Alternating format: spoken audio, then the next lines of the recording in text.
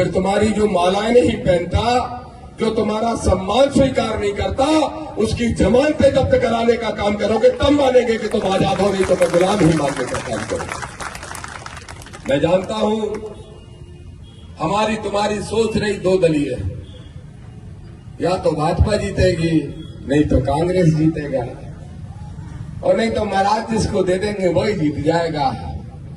महाराज की बापोती है, बापोती है, उन्हीं के बसाए हुए हो, उन्हीं के चलाए हुए हो।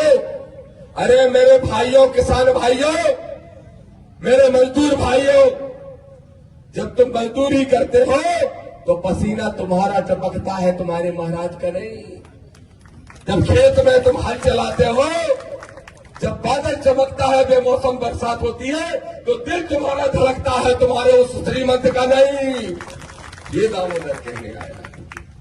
लेकिन नहीं, अपने 24 घंटे मेहनत करोगे, रात दिन एक करोगे, फिर भी किसान भाइयों लूटे जाओगे, फिर भी श्रीमंत के लिए माला लेके खड़े हो जाओगे।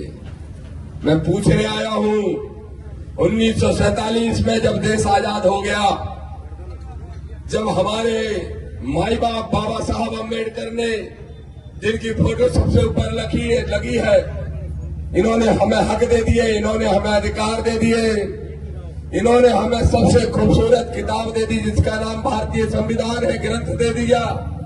उसके बाद भी अगर गुलाम बने हो, उन्होंने जो संविधान दिया बाबा साहब ने, पहले तो राजा वही होता था जो रानी की पेट से पैदा होता था, लंगड़ा हो, लूला हो, एचकताना हो, कैसा भी हो, लेकिन राजा साहब का है कि रानी की पेट से पैदा हुआ।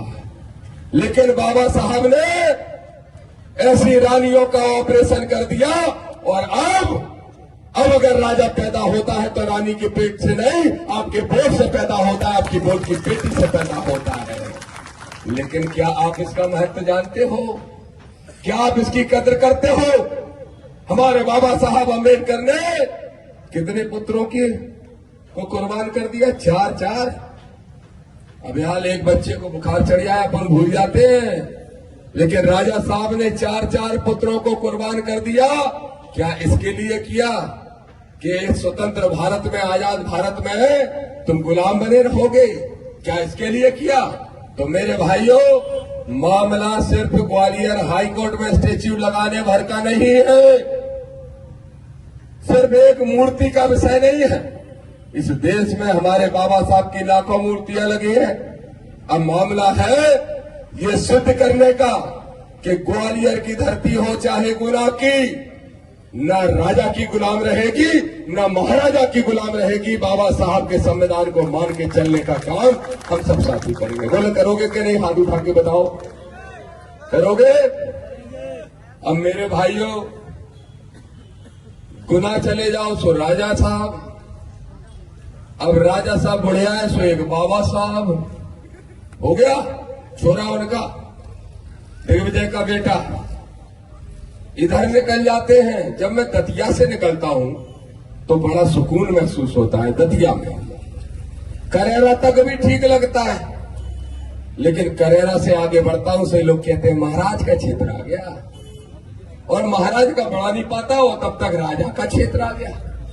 राजा और महाराजा, मेरे भाइयों, तुम अपनी दुर्दशा के लिए खुद दोषी हो, कोई दूसरा दोषी नहीं। बोले कैंडिडेट तो अच्छा है लेकिन भाजपा से नहीं है, कैंडिडेट तो अच्छा है लेकिन क्या है, कांग्रेस से नहीं है। अरे मेरे भाइयों, वादा लेने आया हूं कलरस के साथियों, अगली बार जो यहां से विधायक बने वो नीले झंडे वाला होना चाहिए। ये तुमसे वादा लेने और वादा करने के लिए आया हूं।